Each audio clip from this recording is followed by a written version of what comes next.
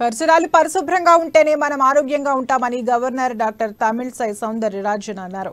Hyderabad తార్నాకలోని NIN 50వ వార్షికోత్సవంలో జాతీయ ఐఏపీఎస్ఎం golden Jubilee వేడుకల్లో governor ముఖ్య అతిథిగా హాజరయ్యారు. గిరిజన ప్రాంత మహిళలు ఎక్కువగా ఐరన్ లోపంతో బాధపడుతున్నారని, వారికి కావాల్సిన పోషకాహారం అందించాలని గవర్నర్ అన్నారు.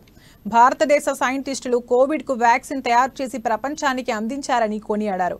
కోవిడ్ సమయంలో వైద్య సేవలు అందించిన వైద్య ప్రతినిధులకు బహుమతులు అందజేశారు. వన్ ప్లాంట్ వన్ హెల్త్ అనే అంశంపై 3 రోజుల పాటు జాతీయ సదస్సు నిర్వహిస్తున్నట్లు చెప్పారు.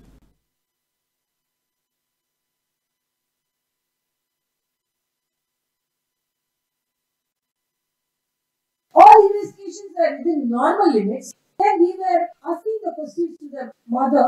Suddenly we asked, you are having twin child and do you have adequate milk to feed the children? The answer she told was surprising, and she told, I am giving mother's milk to my male child and I am giving diluted cow's milk to the female child. So they wanted the male child to grow properly than the female child. So this is the responsibility of the social to make them aware.